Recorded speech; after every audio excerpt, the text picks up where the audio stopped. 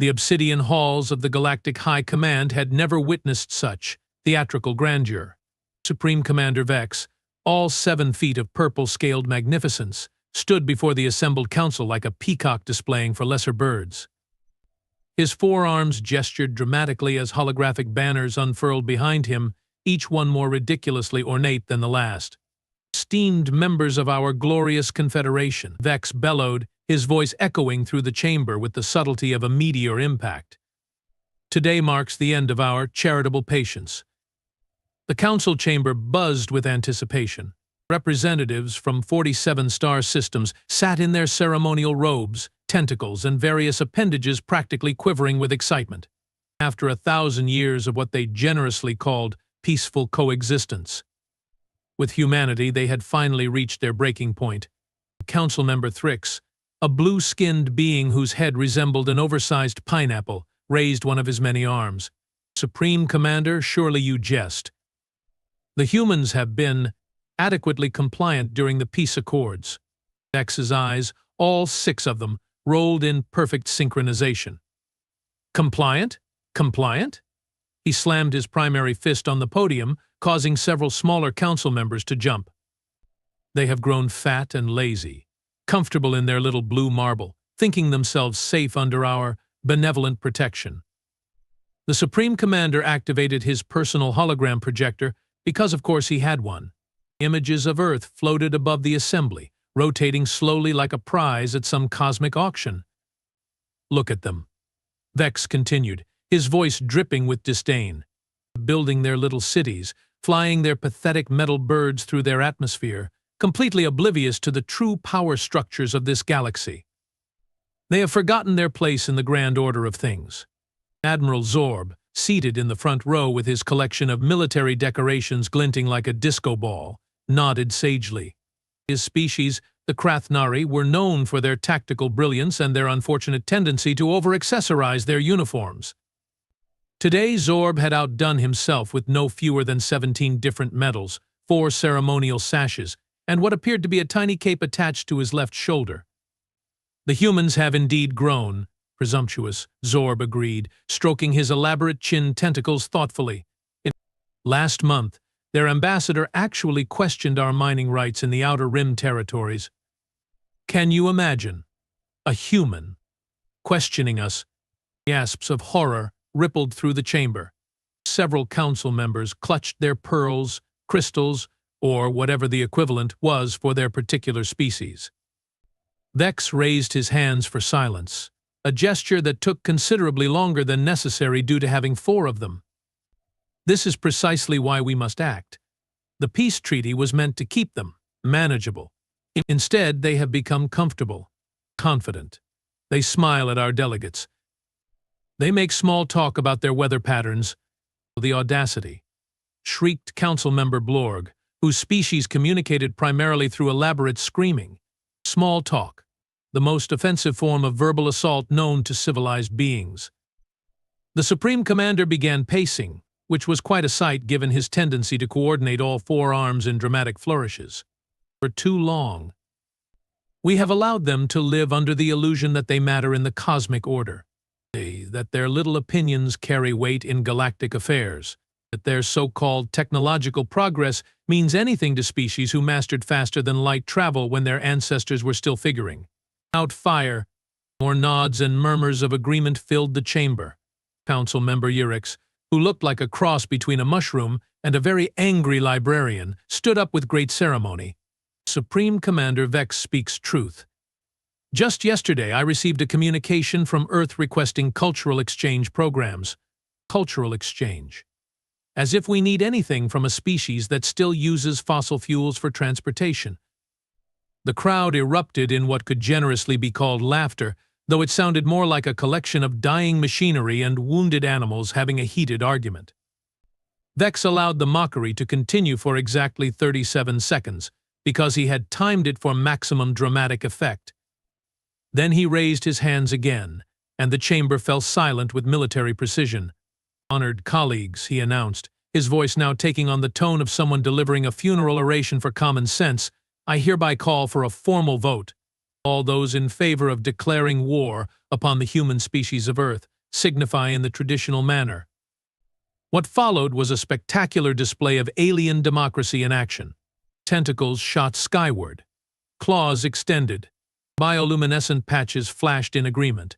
Strange appendages that defied classification waved enthusiastically. Even the energy beings managed to pulse in approval. The vote was unanimous. Not because they had carefully considered the implications, mind you, but because nobody wanted to be the one dissenting voice in a room full of beings with enough firepower to glass a small moon. Excellent, Vex proclaimed, somehow managing to clap with all four hands in a rhythm that was both mesmerizing and slightly nauseating. Admiral Zorb. The overdressed admiral stood at attention, his metals jangling like wind chimes in a hurricane. Yes, Supreme Commander. You will take the third battle fleet to Earth immediately. Deliver our ultimatum with the appropriate flair. Make sure they understand the gravity of their situation. Use the big ships, the ones with all the scary-looking weapons visible from orbit. Zorb saluted with 3 different appendages simultaneously, a move he had clearly practiced in front of a mirror. It will be my honor, Supreme Commander. Should I prepare the formal ultimatum scroll with the gold lettering and the 17 official seals? Obviously. Vex looked appalled at the question. This is a proper declaration of war, not some casual disagreement over trade routes. I want full pomp and circumstance, the intimidating background music, holographic displays of our military might, the works. Wah! As the council session dissolved into excited chatter about battle plans and ceremonial protocols, but none of them noticed the small recording device that had been discreetly placed near the main podium. None of them wondered why the humans had agreed so readily to allow cultural monitoring equipment in their sacred halls, and certainly none of them considered that maybe, just maybe, the humans had been expecting this day for quite some time. Admiral Zorb's arrival at Earth's orbital station was nothing short of spectacular. Well, spectacular if you enjoyed the kind of over-the-top military pageantry that made professional wrestlers look subtle. The third battle fleet emerged from hyperspace in perfect formation, each ship positioned with mathematical precision to create the most intimidating silhouette possible against the backdrop of space. 300 vessels strong, the fleet arranged itself in what Zorb proudly called the Talon of Inevitable Doom. It was a formation he had personally designed during his academy days, and he was absolutely convinced it struck fear into the hearts of lesser species. The flagship, the righteous fury of 1,000 suns, positioned itself front and center, bristling with enough weaponry to level a continent. Zorb stood on his command bridge, resplendent in his full ceremonial armor, which somehow managed to incorporate even more metals than his council outfit.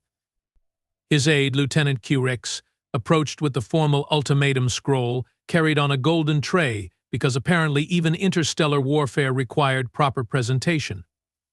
Admiral Cree announced with the reverence usually reserved for religious ceremonies, the formal declaration of hostilities has been prepared according to Protocol 17-42. Gold lettering, crimson wax seals, and the traditional threat assessment addendum. Zorb nodded approvingly, his tentacles twitching with anticipation. Excellent. Open communications to the human orbital station. Full ceremonial broadcast, wide-spectrum transmission. I want every human in their pathetic solar system to witness this moment. The view screen flickered to life, showing the interior of Earth's primary orbital station. The humans had apparently just finished what looked like a coffee break, because several of them were still holding steaming mugs and looking remarkably relaxed for people about to receive a declaration of war.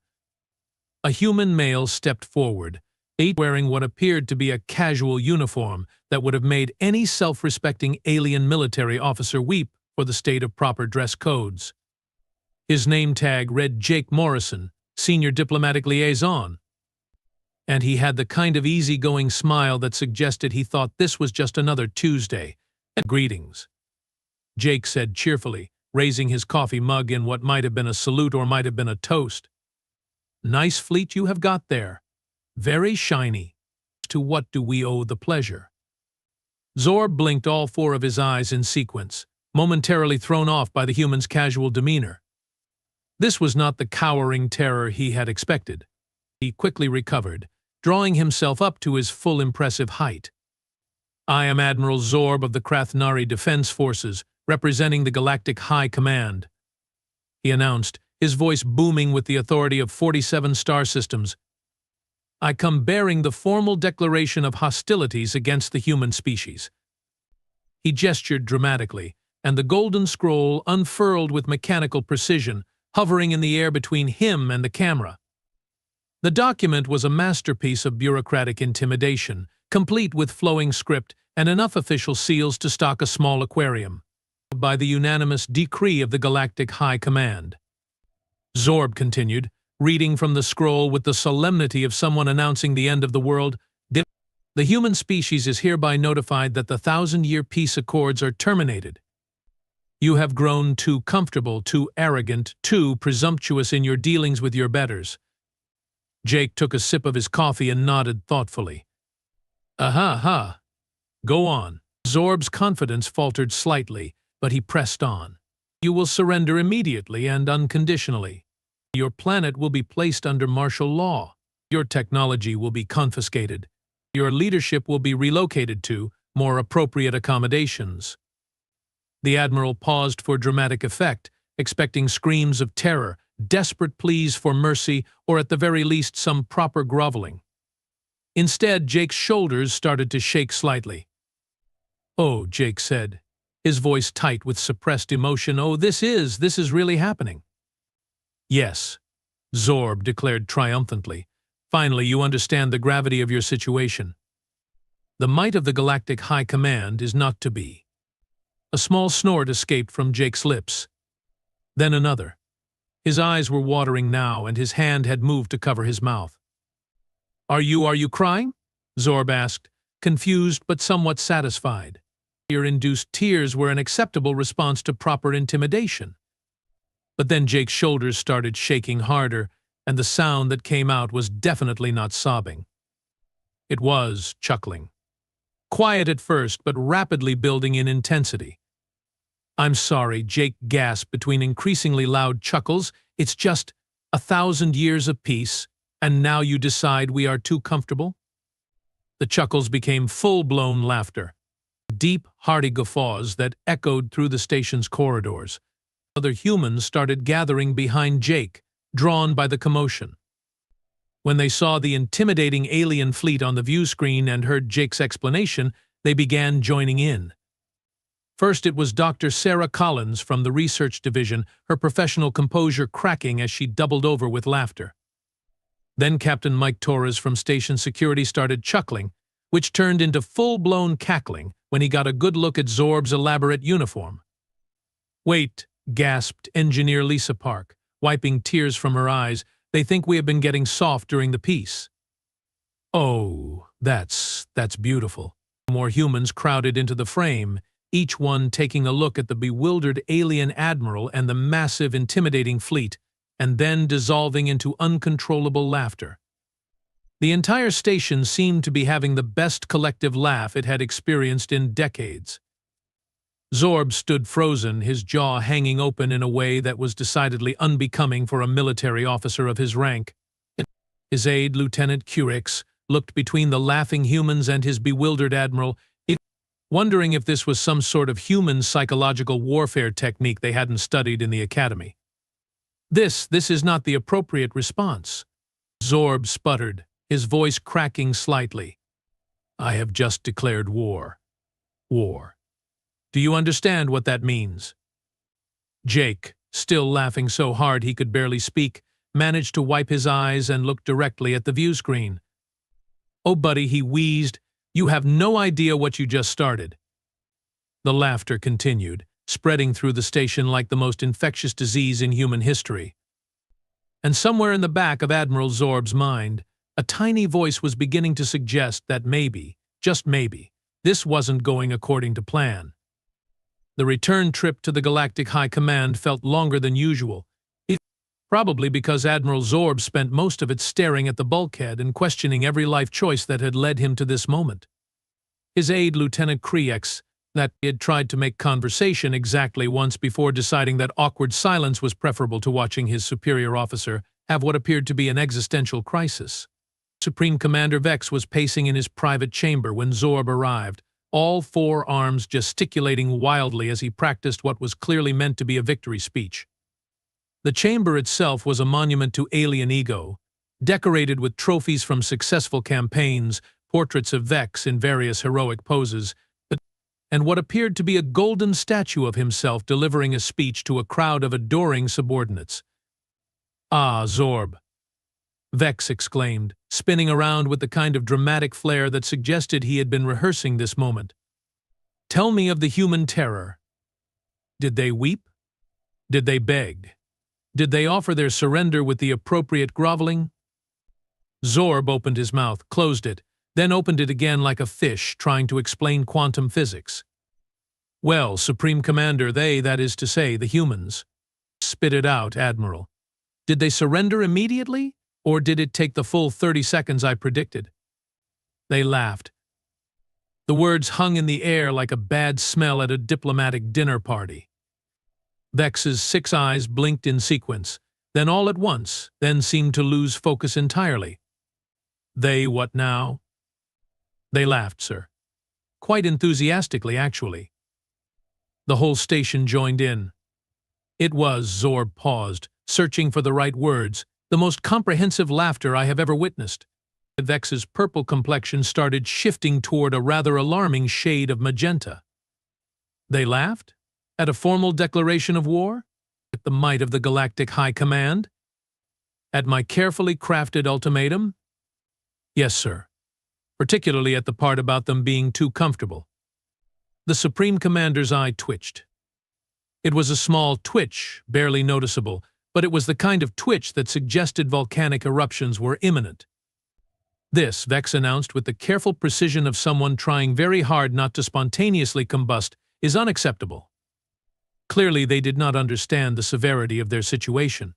"We must escalate. Immediately." Within hours, the Galactic High Command's response was swift and overwhelming. The 4th, 5th, and 6th battle fleets were deployed to Earth's solar system, bringing the total invasion force to over 1,000 ships. Each vessel was equipped with enough firepower to reduce a moon to cosmic dust, and they arranged themselves in increasingly elaborate formations around Earth. Vex personally crafted the second ultimatum, this time adding what he called enhanced intimidation protocols. The message was delivered via holographic projection that was visible from Earth's surface, complete with ominous background music composed by the galaxy's most acclaimed war orchestra, Humans of Earth. The projection boomed, with Vex's image towering over their major cities like an angry purple god having a particularly bad day. "You have failed to comprehend the gravity of your situation. Behold the assembled might of 1,000 worlds. Surrender now, or face the consequences of your foolish defiance." The response was almost immediate, and it was laughter. Again. But this time it wasn't just the orbital station. This time it was the entire planet. Every major city erupted in spontaneous laughter as citizens poured into the streets, pointing at the holographic projection and absolutely losing their collective minds with amusement. Jake Morrison, who had apparently become Earth's unofficial spokesperson for alien relations, appeared on every major communication network. He was still chuckling when he addressed the camera. "Folks," he said, wiping tears from his eyes, "they brought more ships. 1,000 of them this time. Because apparently our laughter wasn't clear enough the first time around." The Human Information Network, which the aliens had always dismissed as primitive chatter, exploded into what could only be described as the most comprehensive mockery festival in recorded galactic history. Within minutes, images of the alien fleet were being transformed into what humans called memes. One popular image showed Admiral Zorb's elaborate uniform with the caption, "When you have more medals than battle experience." Another featured the alien battle formation with "compensation much?" written in large, cheerful letters. The humans created something called Alien Fleet Bingo, where citizens could mark off squares for things like unnecessarily dramatic entrance, overly complicated ship formation, and threatens planet while wearing fancy cape. Commander Vex, watching these developments from his command center, felt something he had never experienced before. It might have been doubt, but he refused to acknowledge it as such. Instead, he chose to interpret it as righteous fury at maximum intensity. He deployed the entire galactic navy. He roared, spittle flying from his mandibles. Every ship, every fleet. I want our force so massive that it blocks out their sun. Sir, his aide ventured carefully. Perhaps we should consider that the humans might. Might what? Vex's voice reached frequencies that caused nearby crystal displays to crack. Might laugh harder. Fine. Let them laugh. Let them laugh as they witness the assembled might of 47 civilizations. And so the escalation continued. 5,000 ships. 10,000. 20,000. Each deployment met with increasingly hysterical human laughter and ever more creative memes.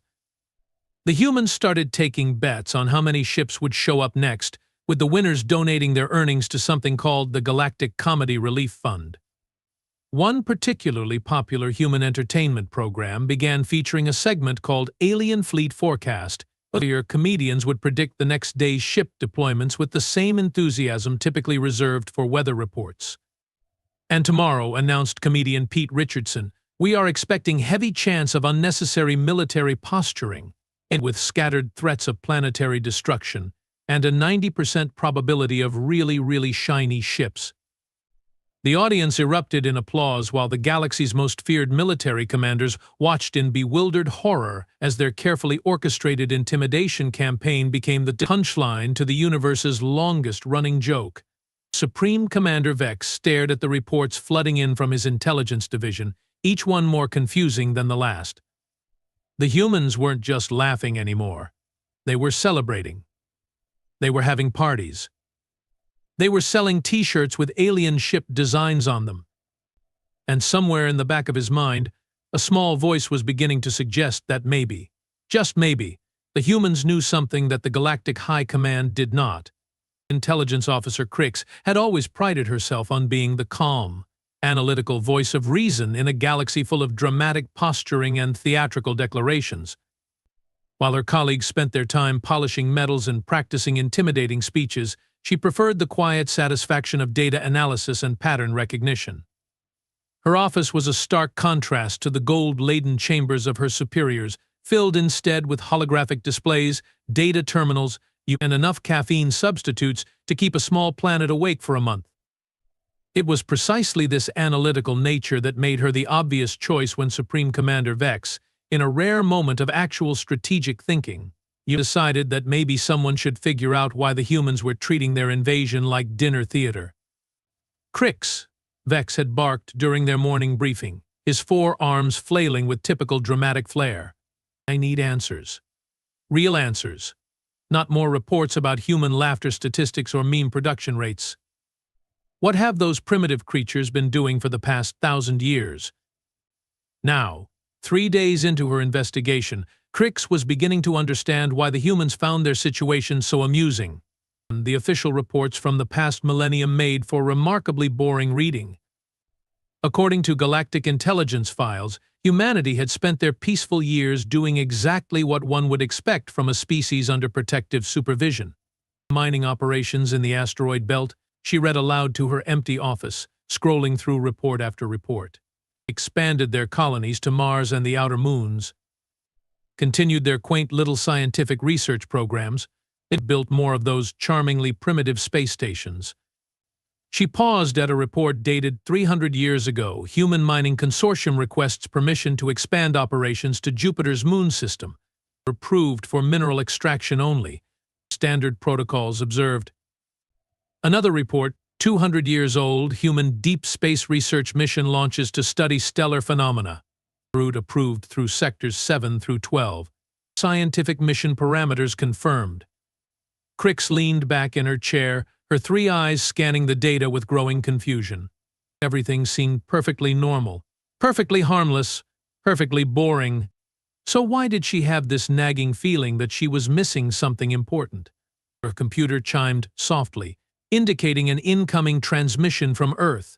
Ambassador Maya Franklin appeared on her screen, looking remarkably composed for someone whose planet was currently surrounded by enough firepower to sterilize a galaxy.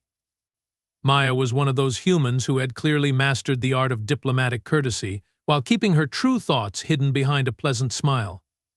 She wore a simple blue uniform that managed to look both professional and completely relaxed, as if having tea rather than discussing interstellar warfare. "Good afternoon, Intelligence Officer Crix," Maya said with a polite nod. "I hope you are having a productive day. I understand you have been reviewing our historical records?" Crix nodded, grateful to speak with someone who seemed capable of having a conversation without dissolving into hysterics.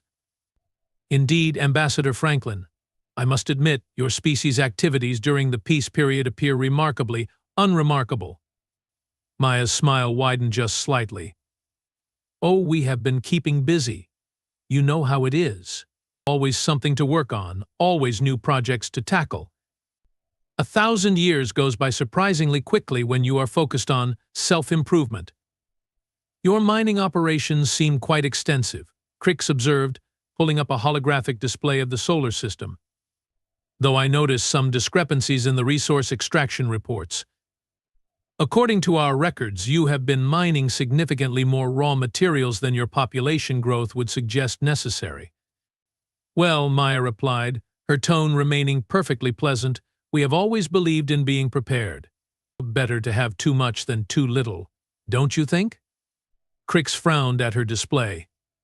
The numbers really didn't add up. "Ambassador, according to these figures, humanity has extracted enough rare metals to build, well, frankly, to build a fleet of considerable size. Yet your registered space vessels remain relatively few." Maya's diplomatic smile never wavered, but something flickered in her eyes that might have been amusement. "Oh, you know how it is with bureaucracy. Sometimes the paperwork gets a bit behind. I'm sure everything is properly accounted for somewhere. And these deep space missions," Crix continued, highlighting several trajectory paths on her display. "Your exploration vessels have covered remarkable distances. Some of these routes take them through highly contested border regions. Surely you weren't just sightseeing?" "Scientific curiosity is a wonderful thing," Maya replied smoothly. "We have always been fascinated by the wider galaxy. Learning about different technologies, different approaches to problem-solving. You'd be amazed what you can discover when you really put your mind to it." Crix felt that nagging sensation growing stronger. "Ambassador, I'm beginning to notice some rather significant gaps in our monitoring reports.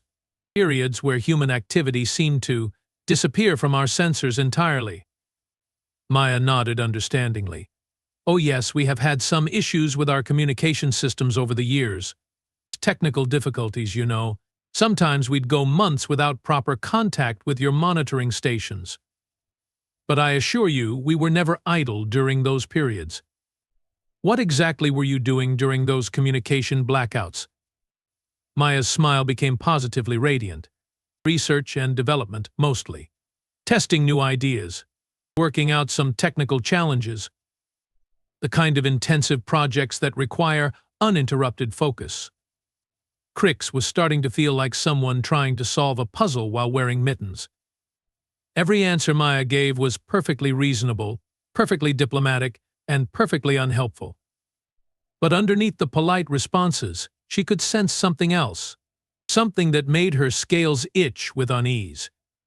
"Ambassador," she said finally, "I have to ask. Your people's reaction to our declaration of war was unexpected. Most species respond with fear or anger, or at least concern. Your people responded with laughter. Why?"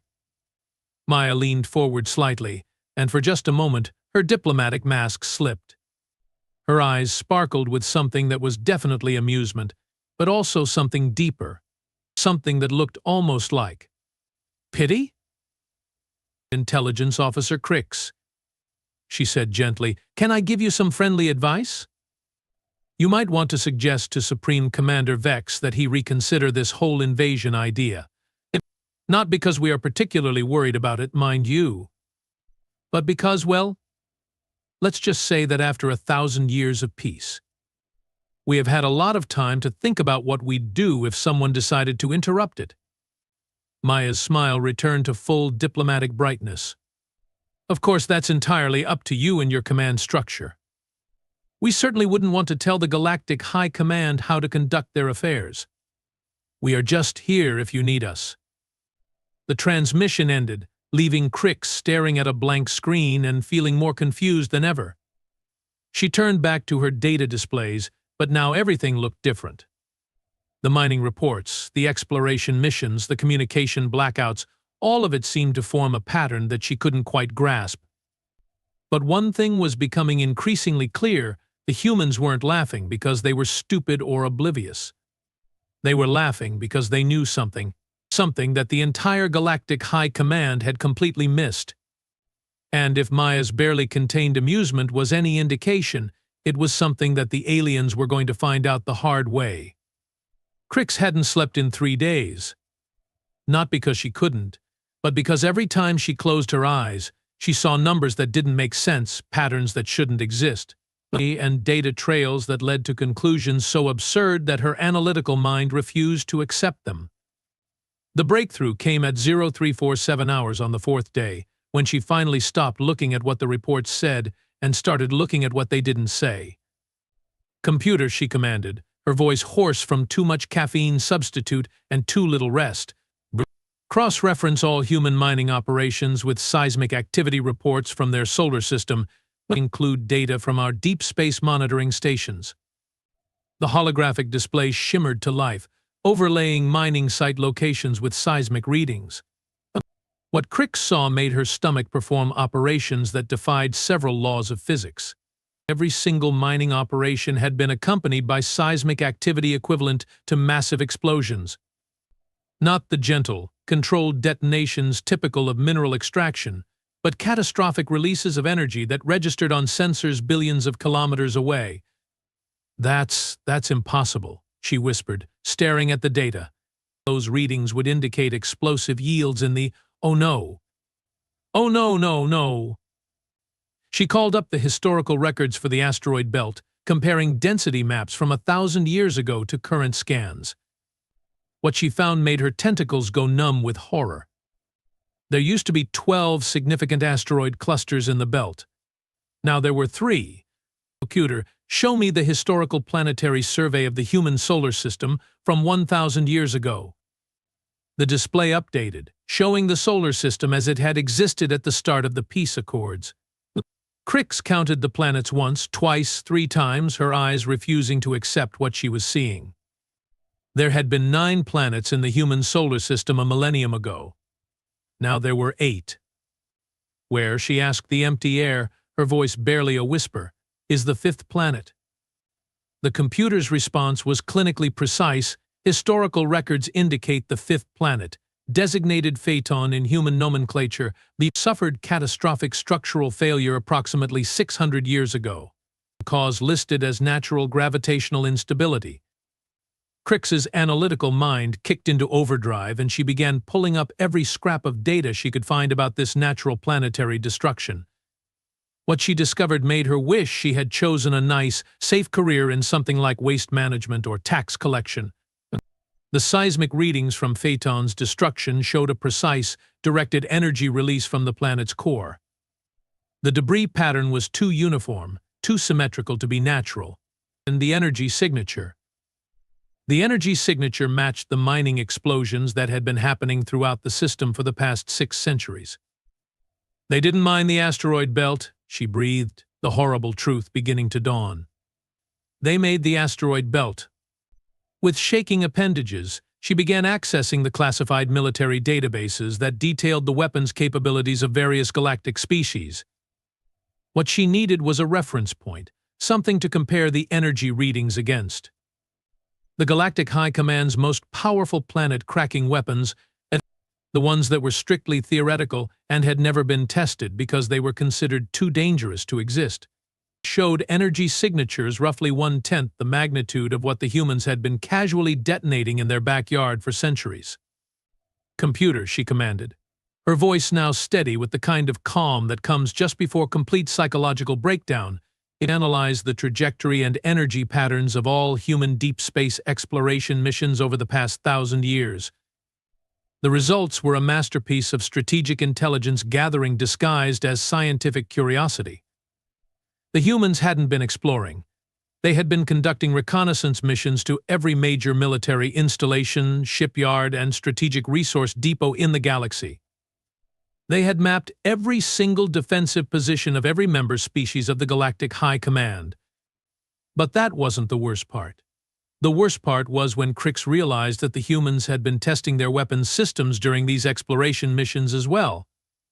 What the monitoring stations had detected as engine malfunctions or navigation errors were actually weapons tests conducted in deep space, far from any inhabited systems.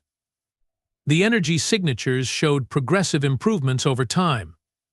The humans weren't just building weapons, they were perfecting them. Computer, show me the current location of all registered human vessels. The display updated to show the pathetically small human civilian fleet that the Galactic High Command had been so dismissive of. 47 ships total, mostly cargo haulers and research vessels. Now show me the unregistered energy signatures from the past 72 hours. The display exploded with contacts, hundreds of them. Thousands. Ship-sized objects moving through space with propulsion systems that didn't match any known technology in the galactic database. They were everywhere, hiding in asteroid fields, behind moons, in the outer reaches of star systems. The humans had been building a fleet, a massive, technologically advanced fleet that made the entire galactic navy look like a collection of antique toys. Crix pulled up the weapons analysis data one more time, comparing the energy signatures from human mining operations to the theoretical capabilities of their hidden fleet. The math was simple, elegant, and absolutely terrifying. Each human vessel appeared to be equipped with weapons capable of planetary destruction. Not surface bombardment, not strategic strikes, complete, total, planet-cracking devastation. They have been at war, she whispered to herself, the pieces finally falling into place. For 1,000 years they have been at war, with themselves, with their own solar system, testing weapons, perfecting tactics, building the most powerful military force in galactic history. She thought about Ambassador Maya's polite suggestion that Supreme Commander Vex might want to reconsider the invasion. She thought about the human laughter, the memes, the complete lack of fear when faced with the assembled might of 47 civilizations. They weren't laughing because they were ignorant. They were laughing because they had spent a millennium preparing for this exact moment. The communication blackouts suddenly made perfect sense.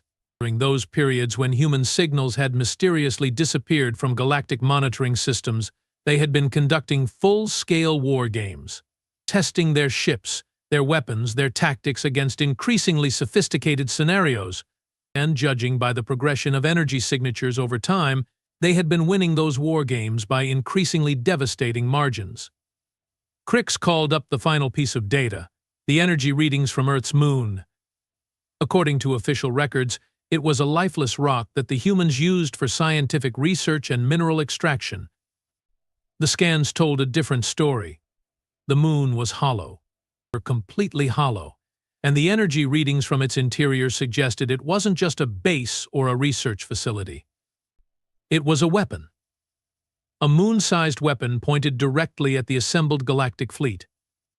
"Computer," she said quietly, "estimate the destructive potential of a directed energy weapon with the mass and energy signature of Earth's moon."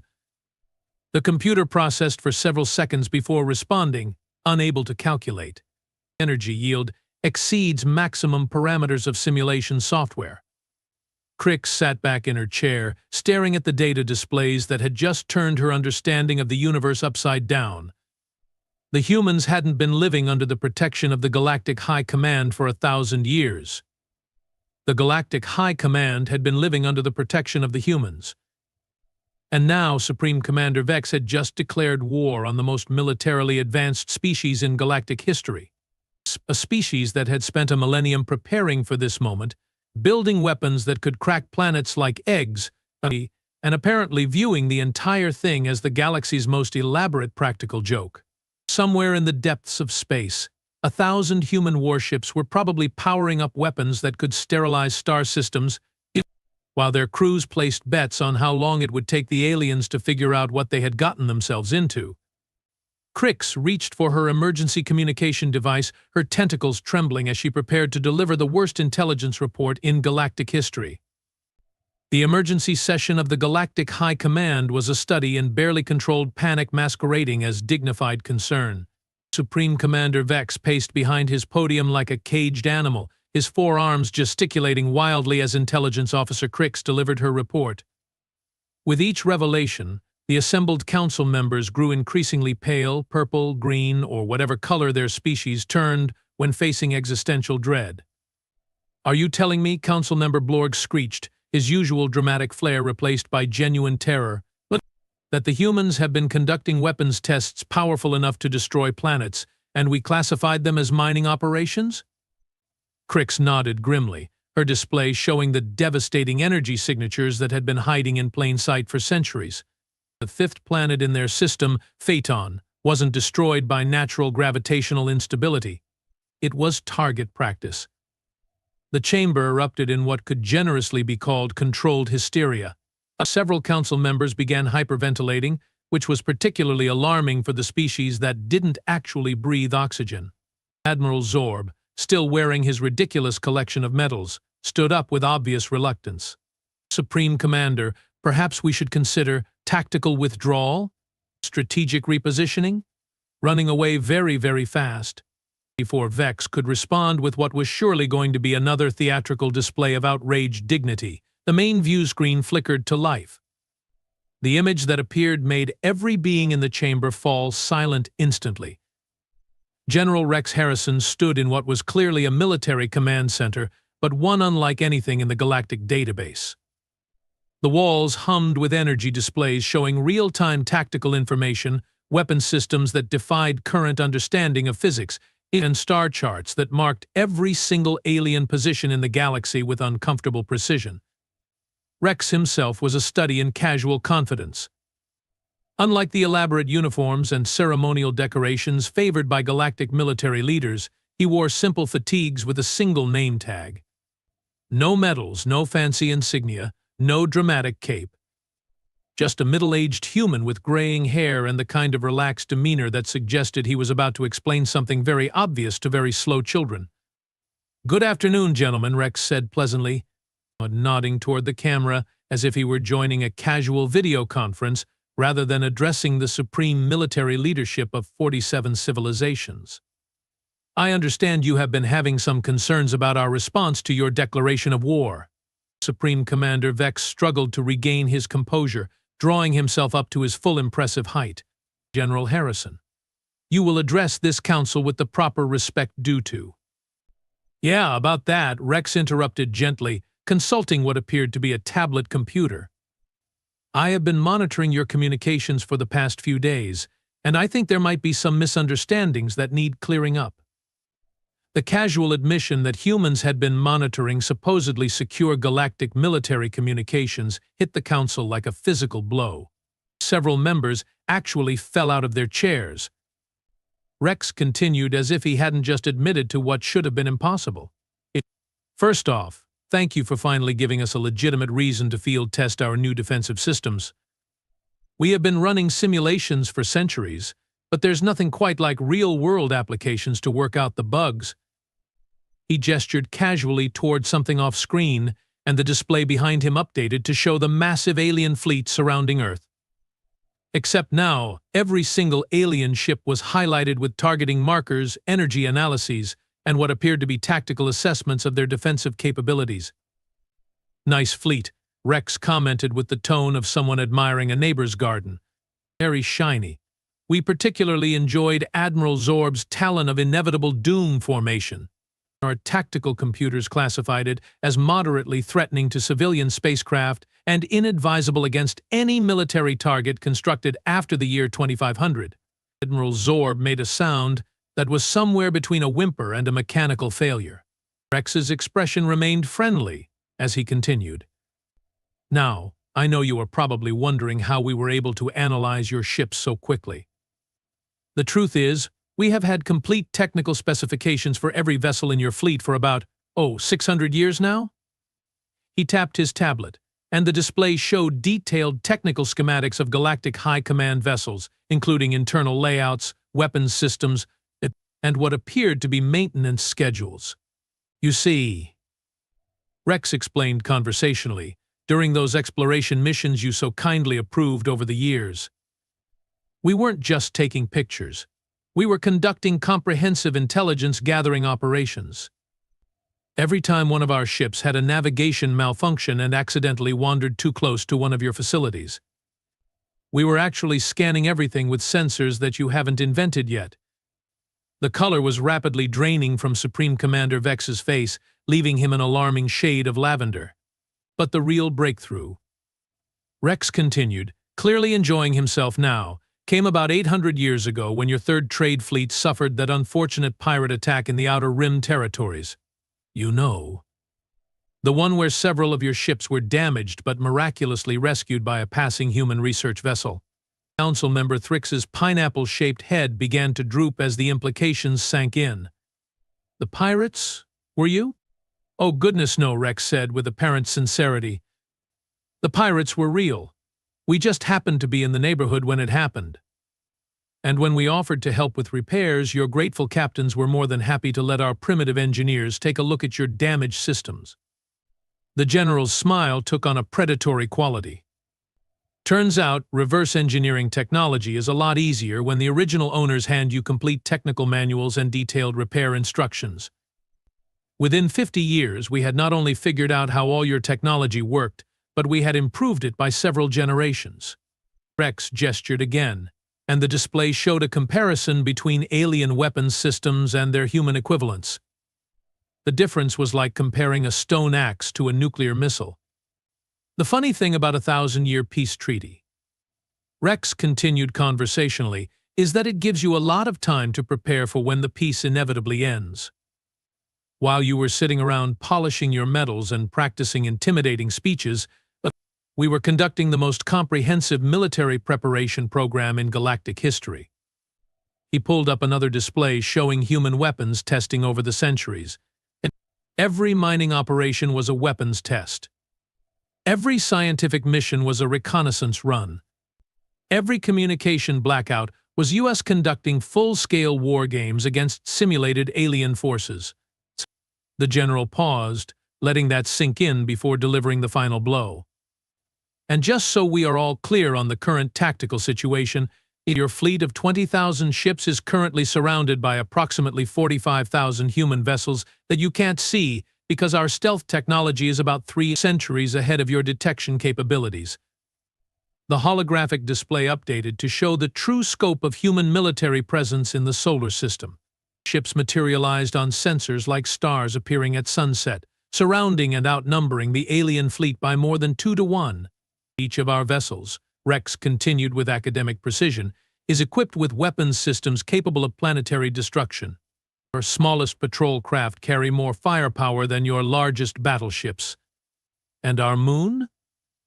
He paused for dramatic effect. Well, let's just say that if we decided to use it as intended, we could sterilize everything within a 10-light-year radius. The chamber was so quiet that the sound of several council members' nervous systems shutting down was clearly audible. So, Rex concluded, his friendly demeanor never wavering, when you ask us why we are laughing, the answer is simple. For 1,000 years you have been thinking you were the apex predators in this galaxy, while we have been politely pretending to be harmless herbivores. The laughter isn't mockery. Gentlemen, it's relief. He leaned forward slightly, and for the first time his smile carried a hint of something that wasn't entirely friendly. Because after a millennium of preparation, we finally get to find out if all our theories about galactic warfare are correct. The transmission ended, leaving the Galactic High Command staring at a blank screen and contemplating the fact that they had just declared war on a species that had been treating them like adorable but potentially dangerous pets for 1,000 years. The silence in the Galactic High Command chamber was the kind of profound quiet that usually preceded either enlightenment or complete psychological breakdown. Supreme Commander Vex stood frozen behind his podium. his 6 eyes blinking in rapid succession as his brain attempted to process information that violated every assumption he had held about the natural order of the universe. It was Intelligence Officer Crix who finally broke the silence, her voice barely above a whisper. "Supreme Commander, we need to discuss immediate withdrawal protocols." "Withdrawal?" Vex's voice cracked like an adolescent going through puberty. "We don't withdraw. We are the Galactic High Command. We have 47 civilizations under our protection. We have the largest military force in known space," had Admiral Zorb corrected quietly, staring at his collection of medals with the expression of someone who had just realized they were all participation trophies. "We had the largest military force. Apparently, we have been outgunned for several centuries." Before anyone could respond, the view screen flickered to life again. This time, it wasn't General Rex's friendly face that appeared, but a technical readout that made every military officer in the chamber feel their career prospects evaporating in real time. Dr. Helen Carter appeared on screen, and wearing a lab coat and the kind of excited smile that scientists got when they were about to explain something that would fundamentally change everyone's understanding of reality. Behind her, massive displays showed weapon schematics that looked less like military hardware and more like instruments of cosmic horror. "Hello there," she said cheerfully, as if greeting old friends rather than addressing the military leadership of half the galaxy. "General Rex thought you might be interested in a technical briefing on our current defensive capabilities. I'm Dr. Carter, head of the Human Defense Research Division." She gestured toward the displays behind her with obvious pride.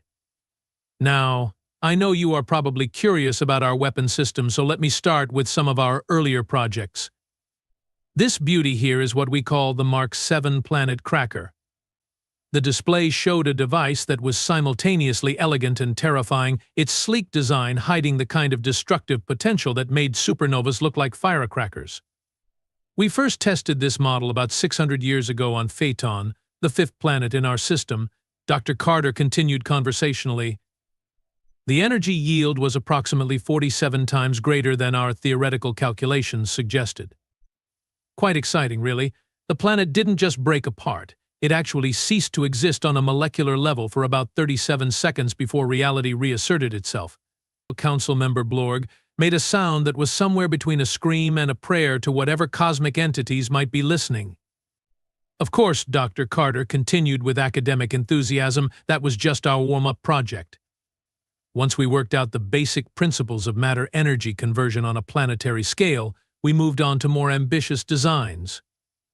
The display updated to show something that hurt to look at directly, as if the human mind wasn't equipped to process its geometric impossibilities. "This is the Mark 12 Star Killer," she announced proudly.